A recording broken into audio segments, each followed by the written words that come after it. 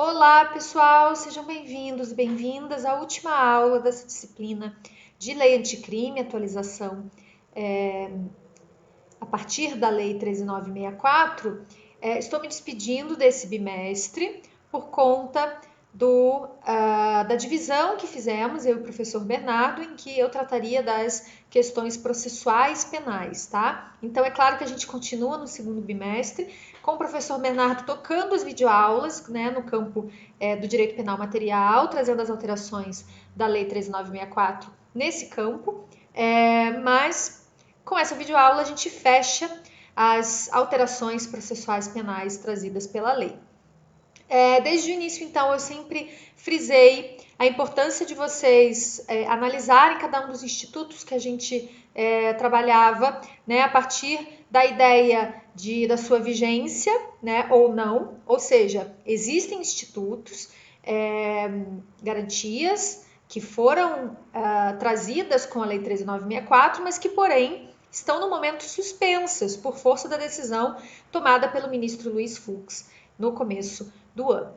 Então, hoje, para a gente tratar da última questão, na verdade serão duas últimas questões no campo do processo penal, eu quero tratar com vocês da revisão das cautelares e da prisão em decorrência de condenação no júri a uma pena igual a 15 ou maior que 15 anos. Essa segunda questão, já adianto, é bastante problemática. Bom, mas antes, vamos tratar da primeira questão dessa aula, que é a questão da revisão das cautelares. Uma questão importantíssima, está plenamente em vigor,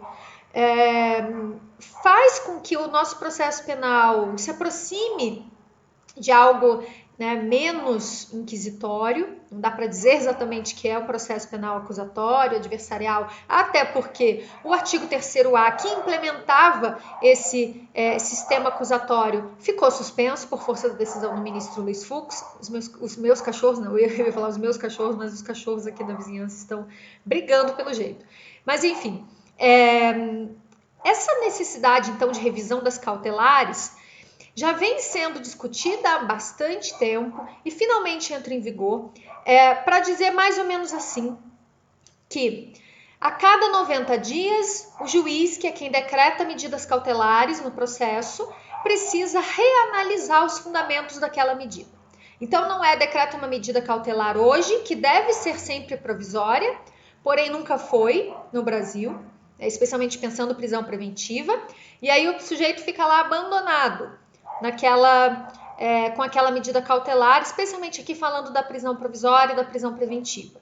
Então, a necessidade do juiz, a cada 90 dias, reanalisar os seus fundamentos, reanalisar aquela situação fática, se ainda existe o periculum in libertatis, o fumus comissi delicti, o perigo da liberdade do sujeito, a necessidade de implementação daquela medida restritiva de direitos, a fumaça do cometimento do delito, não é mesmo? Então, essa necessidade da revisão das cautelares vem, então, na forma de introdução dessa garantia processual penal com a Lei 13.964.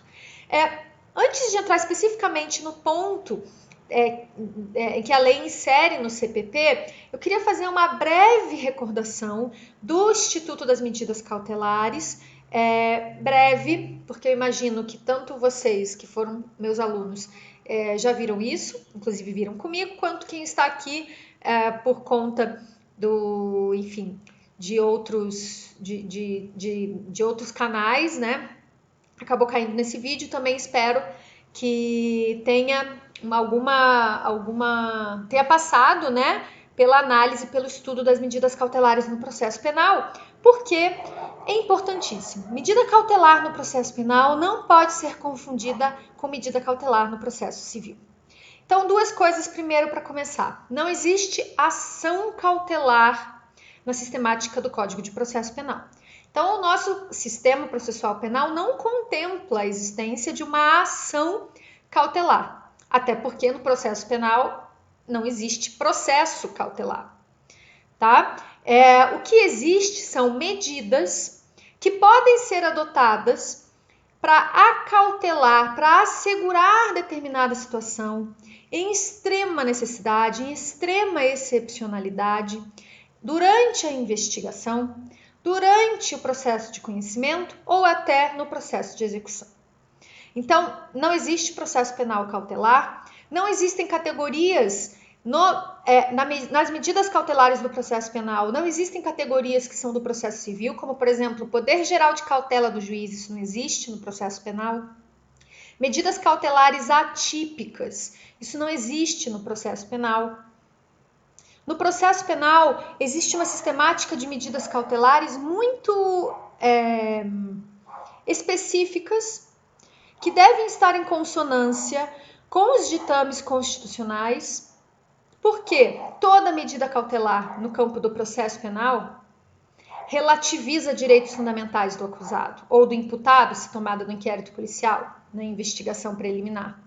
E no mínimo que se precisa é o inquérito policial. Não existe a possibilidade de uma medida cautelar no processo penal sem ter no mínimo um inquérito policial instaurado.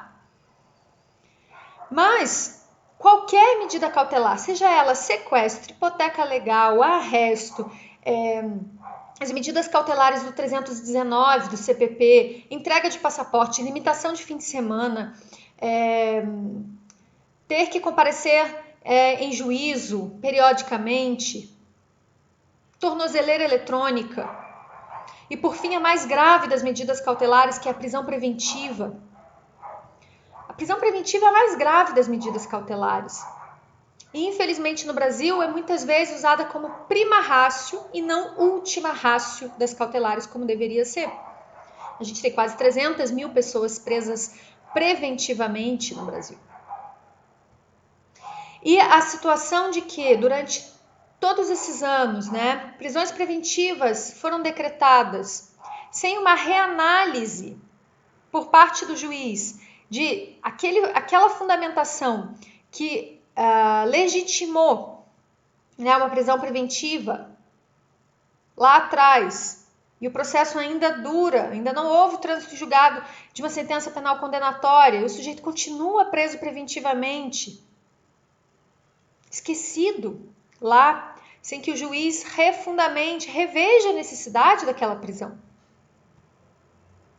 Isso sempre aconteceu, então, no nosso processo penal de forma bastante corriqueira e de forma bastante em discordância com o processo penal acusatório, com o processo penal democrático.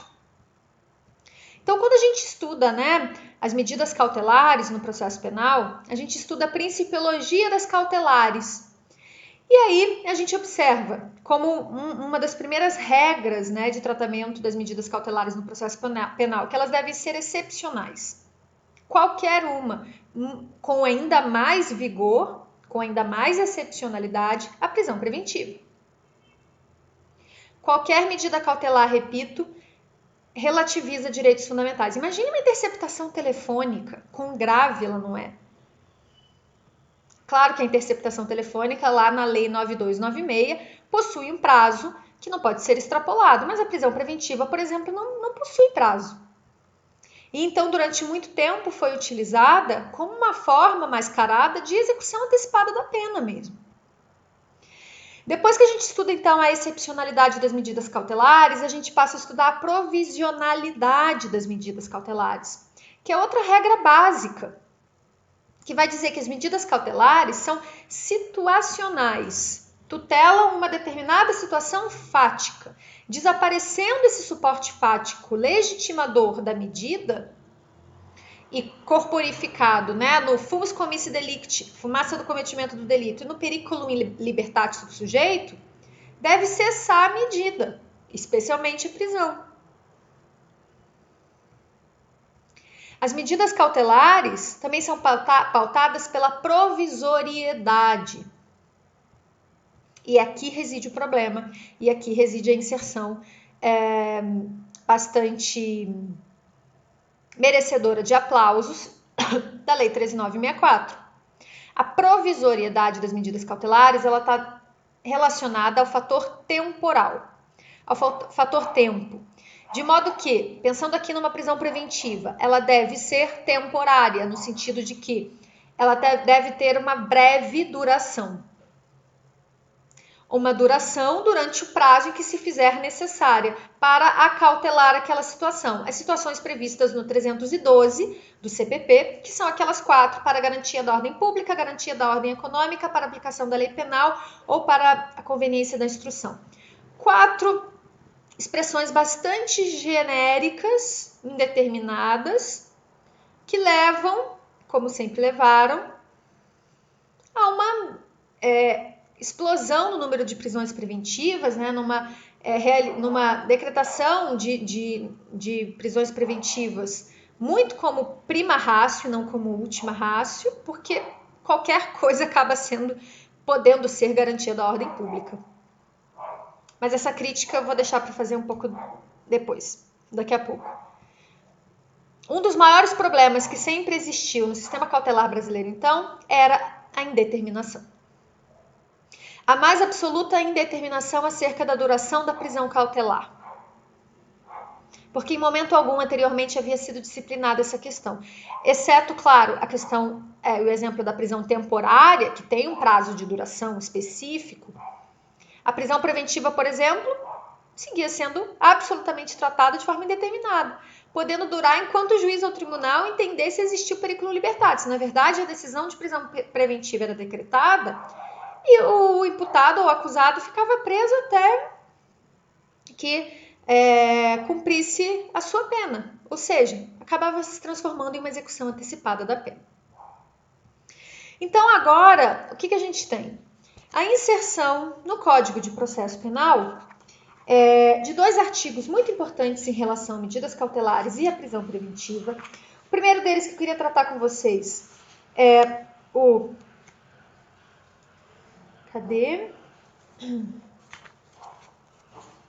Artigo 316, parágrafo único. O juiz poderá, de ofício ou a pedido das partes, revogar a prisão preventiva. Aqui eu faço um parênteses.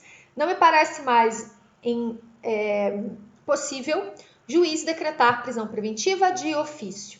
Absolutamente em desacordo com o sistema acusatório. Então, revogar a prisão preventiva ele pode de ofício ou a pedido das partes no curso da investigação ou do processo, quando verificar a falta de motivo para que ela subsista. Parágrafo único. Decretada a prisão preventiva, deve o órgão emissor da decisão, no caso o juiz, revisar a necessidade da sua manutenção a cada 90 dias, mediante decisão fundamentada de ofício, sob pena de tornar a prisão ilegal. Então, ele não precisa ser provocado para fazer essa reanálise dos fundamentos da preventiva, ele deve fazê-lo a cada 90 dias. 90 dias são os 3 meses, né, gente? Então, levando isso em consideração a excepcionalidade, a provisionalidade, a provisoriedade das medidas cautelares e a prisão preventiva, em sendo ela a medida cautelar mais gravosa, a cada 90 dias o juiz reanalisa a necessidade de fundamentação da preventiva. E lembrando que o próprio artigo diz, no parágrafo único, no dia 91, essa prisão é considerada ilegal se o juiz não reanalisa os seus fundamentos. O que significa que deveria levar ao relaxamento da prisão por ilegalidade da mesma. O segundo artigo que eu queria comentar com vocês tem a ver com essa fundamentação e essa crítica que eu fiz agora há pouco em relação àqueles 4 requisitos de prisão preventiva, que são garantia da ordem pública, garantia da ordem econômica, conveniência na instrução e aplicação da lei penal. Eu fiz uma pesquisa no meu doutorado, uma pesquisa empírica, no Tribunal Regional Federal da 4ª Região, em que eu analiso em sede de habeas corpus, prisões preventivas, cuja fundamentação foi pedida em sede de habeas corpus pelas defesas no Tribunal Regional Federal da 4ª Região. Eu analiso de 2013 a 2019 todas em relação a organizações criminosas. E eu chego à conclusão, na minha pesquisa, que mais de 80% dos casos, prisões preventivas são decretadas com base na ordem pública, a garantia da ordem pública, e aí a argumentação dessa tal de ordem pública passavam por uso de expressões pelos tribunais como, dado o momento de excepcionalidade em que se vive de corrupção, de quadro de corrupção sistêmica, expressões bastante moralistas, que não especificavam, no caso concreto, naquela situação fática, a necessidade da medida cautelar, da prisão. Então, vem o artigo 315 dizer que a decisão que decretar ou substituir ou denegar a prisão preventiva será sempre motivada e fundamentada. Isso sempre teve que ser. Só que aí o parágrafo 1º e o parágrafo 2º dizem o seguinte: na motivação da decretação da preventiva, o juiz deve indicar concretamente a existência de fatos novos ou contemporâneos que justifiquem a aplicação da medida. Ou seja, ele não pode fundamentar uma prisão ou uma medida, qualquer medida cautelar, hoje com base em um fato passado. A situação fática do momento requer essa medida cautelar? Parágrafo 2º. Não se considera fundamentada qualquer decisão judicial, seja ela interlocutória, sentença ou acórdão, que limitar-se a indicação, reprodução ou paráfrase de ato normativo sem explicar sua relação com a causa ou a questão decidida, empregar conceitos jurídicos indeterminados sem explicar o motivo concreto da sua incidência no caso, invocar motivos que se prestariam a justificar qualquer outra decisão, e assim por diante. Então, o parágrafo 2º do 315 enumera hipóteses em que, olha, isso aqui não é fundamentação, viu? Isso aqui se prestaria a argumentação desse caso e de quaisquer outros. Um grande ganho é a inserção desse parágrafo, desse artigo no CPP. Tá bom? Espero que tenha ficado claro essa questão. E agora eu quero tratar com vocês da questão relacionada à prisão no júri. O que a gente tem em relação a isso, né? Um grande problema, já adianto, considero inconstitucional. Vocês sabem que no final do ano passado, né, em 2019, o STF, por maioria bastante apertada, decide que o artigo 5º, inciso 57 da Constituição, que diz que ninguém poderá ser considerado culpado antes do trânsito em julgado de sentença penal condenatória, que é a regra da presunção de inocência, não pode ser relativizado. Então, botando uma pá de cal em cima dessa questão, né? E, enfim, desde 2016, quando foi tomada aquela decisão bastante criticável, em um caso específico, naquele habeas corpus que vocês bem conhecem, já devem ter analisado, em que o STF permitiu a execução antecipada da pena após confirmação da condenação no tribunal. Em 2019, então, no ano passado, ele coloca uma pá de cal nessa questão e diz: não se relativiza presunção de inocência. Tem que esperar o esgotamento das possibilidades recursais para poder executar a pena. Parênteses, cabe prisão preventiva, cabe prisão cautelar, o que não pode executar antecipadamente a pena. Beleza, o que a gente tem com a lei anticrime, tá? A lei anticrime modifica o artigo 492 do CPP, estabelecendo o inciso 1 e uma linha e dando nesse dispositivo o poder do juiz, o poder para o juiz presidente do tribunal do júri ordenar a execução provisória da pena imposta àquele que houvesse sido condenado naquele julgamento específico a uma pena igual ou superior a 15 anos de reclusão. A argumentação para a inserção desse dispositivo se dá basicamente observando, né, e alegando a soberania dos vereditos dos jurados. Realmente, crimes dolosos contra a vida, se tem em plenário do júri um juiz presidente que preside a sessão, porém quem decide, quem condena ou absolve sigilosamente, por íntima convicção, ou seja, não precisa fundamentar, são os jurados, que compõem o conselho de sentença. Aquelas 7 pessoas que são os jurados. E eles têm soberania. Tá? O princípio da soberania dos vereditos está previsto na Constituição Federal. E a argumentação é de que, levando-se em consideração a soberania dos vereditos, pode-se se ele for condenado a uma pena igual ou superior a 15 anos no júri, já sair cumprindo a pena, com prisão para execução da pena. Me parece essa adoção desse dispositivo, a inserção desse dispositivo, me parece bastante problemático, inconstitucional, por ferir o artigo 5º, inciso 57 da Constituição. Tá correto dizer que a Constituição Federal garante a soberania dos vereditos. Ótimo. Mas o Código de Processo Penal também ainda possibilita possibilidades de apelação da decisão dos jurados. São menores as possibilidades de apelação da decisão dos jurados, então são mais restritas do que, por exemplo, de uma condenação por outro crime que não seja doloso contra a vida. Mas há possibilidade de recurso, ainda há possibilidade de se reverter essa situação. São possibilidades mais restritas, mas elas existem.